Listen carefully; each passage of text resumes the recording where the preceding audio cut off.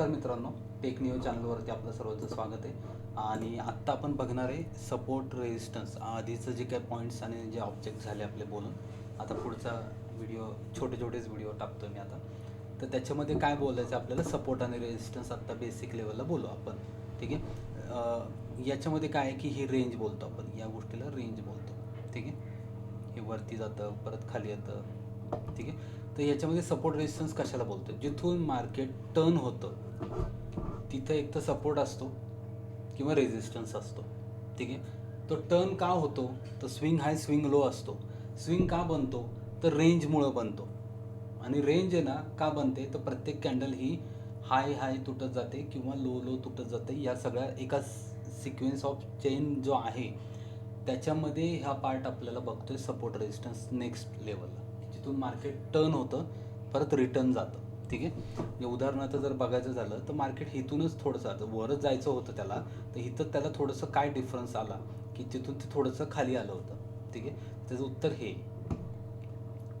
ही level आहे. ठीक आहे. जी खाली डॅश लाईनमध्ये आली, मी ह्याला लेवलला पण म्हणू शकतो.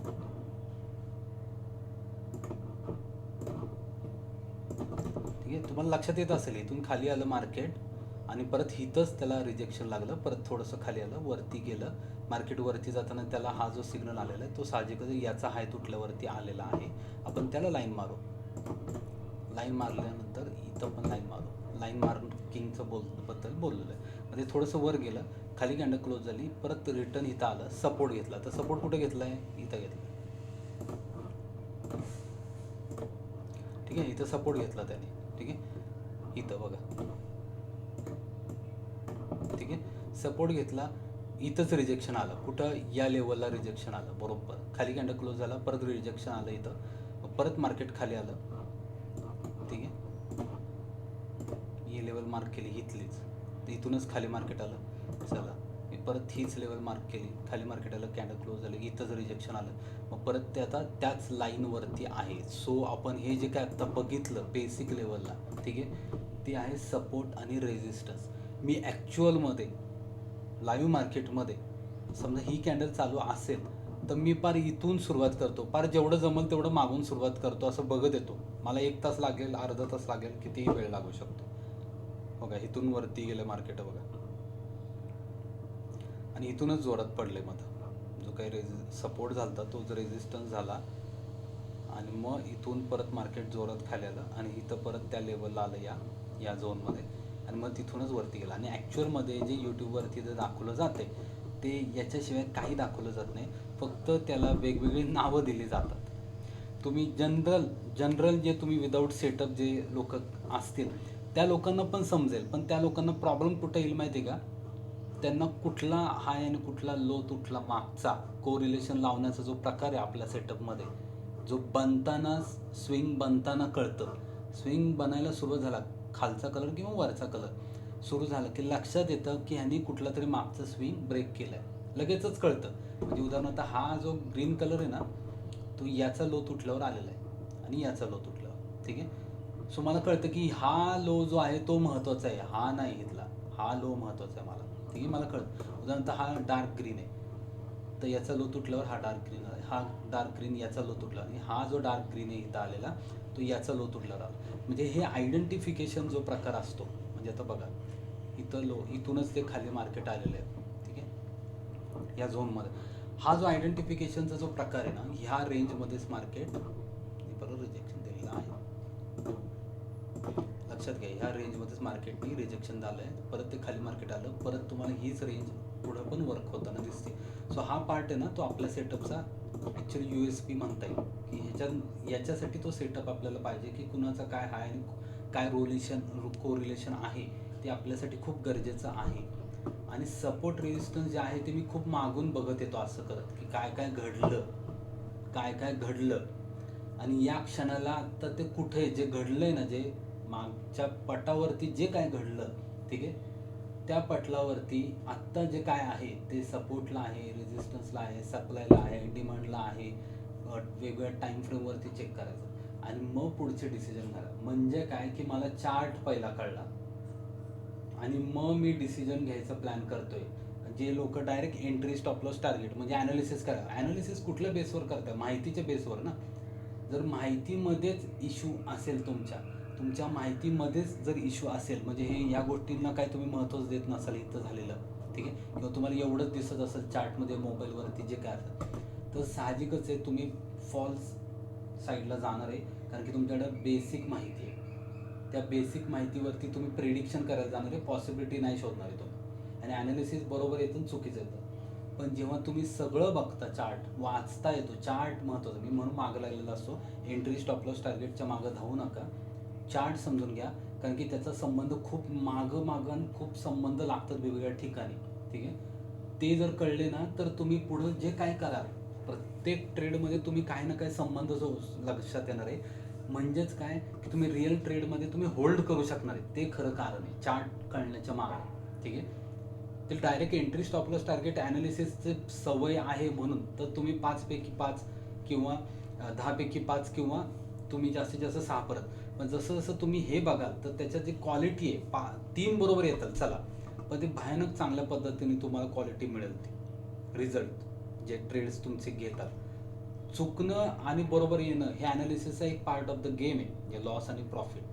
पण ज्याला म्हणतात ना की जो ट्रेड, एखादा ट्रेड जो बेस्ट मिळतो तो वेळेच्या आधी निघलं जातं, आपल्या हातून चुकून निघलं जातं, ते होऊ नाही शकत जर तुम्हाला चार्ट समजलेला असेल. आणि माझं एवढंच म्हणणं आहे की चार्ट समजण्यासाठी आपल्याला सपोर्ट रेजिस्टन्स, आत्ता मी की लेवलला घेतलं, जसं आत्ता मी बोलतो परत की मागं कुठे जा, समजा ही लेवल आहे, ठीक आहे,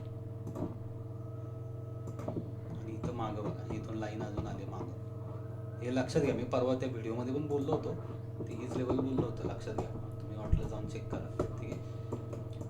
आता ही लेवल जी आहे इथं, ही जी लेवल मागून आली, इथंच त्यांनी सपोर्ट घेतलाय. भले त्याला इथं रिजेक्शन आलं, रेजिस्टन्स लागला इथूनच, एक्झॅक्ट इथूनच रेजिस्टन्स लागला, तुम्ही विचार करायचा, ठीक आहे. रेजिस्टन्स लागला, मार्केट खाली आलं इथपर्यंत, ठीक आहे. हां, मार्केट खाली आलं आणि जेव्हा ते परत वरती आलं तेव्हा ते या लेवलला आणि या लेवलला, जिथून हे सुरुवात झाली ही लेवल, मला पटापट कळते. कारण की मला ते सेटअप लावलेलं आहे, मला लक्षात येतं की ट्रेंड कुठून सुरू झाला. तर या कॅन्डलचा लो तुटला होता, इथं सिग्नल आला आहे, मग खाली आलं, मग इथूनच खाली आलं, परत तिथंच आलं मार्केट, परत खाली आलं, ठीक आहे. सो आता परत इथून सुरुवात झालं तर ते इथपर्यंत, आणि ते सुरुवात कुठून झालं तर इथपर्यंत, ठीक आहे. तर तुम्हाला इथं काय बघायला मिळतं, रिजेक्शन, ठीक आहे. मग परत ते थोडंसं खाली आलं आहे बघा, इथून इथपर्यंत खाली आलं, ते का आलं, मी आता हे बारीक बारीक सांगतो गोष्ट. इथूनच सपोर्ट घेतलाय, वरती गेलं, परत इथूनच परत मार्केट का खाली, इथूनच. सो इथं मला कारणं सापडा, आता हे झाल्यावर आहे. पण तुम्ही रिअल, मला जे लोक सेशनला असतो, कधी कधी घेतो मी, ठीक आहे, त्यांना ते चांगलं माहिती आहे की मी कशा पद्धतीने हे करतो सगळं, म्हणजे लाईव्हमध्ये पण असतं. पण आता हे हा पॉईंट मला सांगायचा सपोर्ट रेजिस्टन्स, म्हणून मी आत्ता साहजिकच मागचं बोलतोय. इथूनच मार्केट वरती गेले बघा, सपोर्ट घेऊन या लेवलला, ठीक आहे. परत मार्केट वरती गेलं, परत ही लेवल जे मगाशी बोललो होतो आपण, लक्षात येते नाही सगळं. सो अशा पद्धतीने वर जातं, इथूनच का खाली आलं,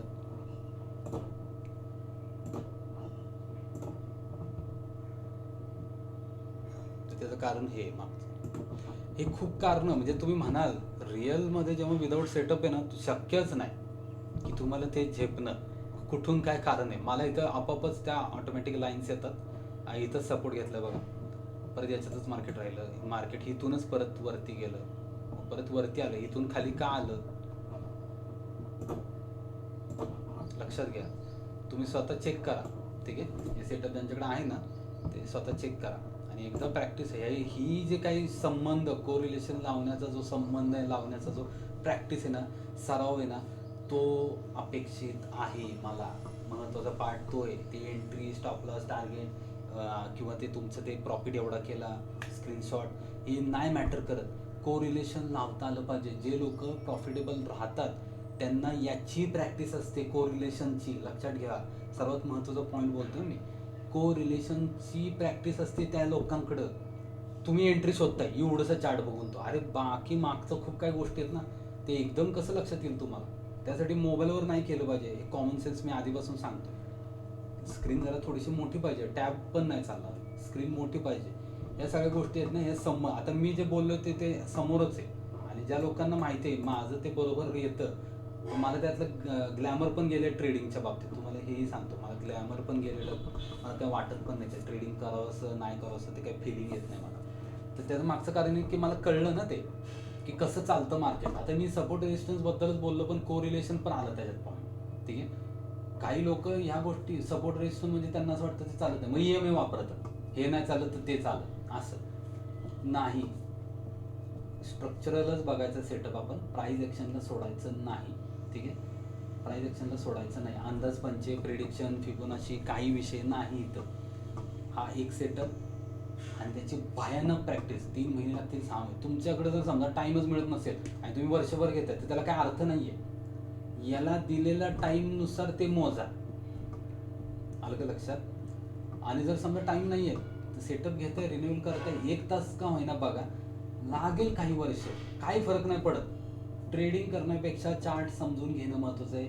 तुमचे 1-2 वर्ष गेल्यानंतर जेव्हा तुम्ही कळेल तुम्हाला मार्केट, तेव्हा भयानक तुम्हाला ते रिवॉर्ड देतं. सगळ्यांना माहिती आहे काय लेवलला रिवॉर्ड देतं ते. पण पेशन्स ठेवायला पाहिजे. मी म्हणतो ट्रेडिंग करायची गरज काय मग. जर तुम्हाला चार्टच कळला नाहीये तर तुम्ही ॲनालिसिस करताय. माझं ॲनालिसिस कधीतरी बरोबर येतं, कधीतरी चुकतं, नाही रॉंग आहे. नेहमी बरोबर आलं पाहिजे हे पण महत्त्वाचं नाही, पण तुम्ही होल्ड करू शकता का, हा प्रश्न आहे. ॲक्च्युली हा प्रश्न आहे, होल्ड करू शकता का, तुम्हाला कोरिलेशन लावता येतं का, तुम्हाला सपोर्ट रेजिस्टन्स कळतात का, तुम्हाला सप्लाय डिमांड कळतात का, मार्केटचं जे काही कारण मीमांसा असते, म्हणजे मागं काय काय घडलं त्याचा आत्ता जो संबंध लागतोय, कोरिलेशन लागते, हे तुम्हाला कळतंय का. हे सगळं कळल्यानंतर तुम्ही ट्रेडिंगमध्ये उतरा, खूप फरक जाणवेल तुम्हाला. तुमच्या ॲनालिसिसमध्ये भयानक फरक जाणवेल. आपला सेटअप बंद केला ना लोकांना की त्यांना गडबडतात. का गडबडतात, कारण की ते सेटअपला आता अटॅच झाले, तर अलाइन झाले. ही निगेटिव्ह पॉईंट आहे लोकांच्या दृष्टिकोनाने. जे लोक सेटअप घेत नाही त्यांच्या दृष्टिकोनाने तो निगेटिव्ह पॉईंट आहे की ते कुबड्या मिळाल्या. पण नाही, इतकी चांगली प्रॅक्टिस करायची की एक दिवस ह्या सेटअपची पण गरज लागली नाही पाहिजे. मग हा सेटअप कशाला आहे, फक्त चार्ट कळायला. एकदा चार्ट कळल्यानंतर मग तुम्हाला ह्या सेटअपची पण काय गरज आहे. पण अर्धवट नकोय, अर्धवट नकोय. फी द्यायला लागते म्हणून मध्येच ते 1-2 दिवस 1-2 महिने ते बंद करायचं, परत चालू, तसलं काही करू नका. एकदा दमातच 6 महिने, 3 महिने, 8 महिने, 9 महिने जे काय असेल ते तुम्ही एका दमातच समजून घ्या. प्रॅक्टिस चांगली करा. ठीक आहे, आणि चांगलं कमवत असेल तर तुम्हाला याची फी काहीच नाही आहे ॲक्च्युअलमध्ये. ठीक आहे, अक्षरशः काहीच नाही आहे. एक स्टॉप लॉस पण नाही धड म्हणायचं. ठीक आहे, एवढं तुम्ही ते त्या पद्धतीने त्याच्यातनं मिळतं. मग कुठलं इंडियन मार्केट असं नाही तर फॉरेक्स, काही तुम्ही जे करता ते मला माहीत नाही. मला एवढंच आहे की बाबा तुम्ही चार्ट समजला पाहिजे. आपण चार्टपर्यंतच सीमित आहोत सगळेच्या सगळे लोक. ते तुमचं स्टॉप लॉस, टार्गेट, एंट्री जे काय असेल ते स्ट्रॅटेजीचा पार्ट आहे. ते तुम्ही बनवा किंवा नका बनवा. माझं पर्सनल मत आहे, काही गरजच लागत नाही जर चार्ट कळला तर.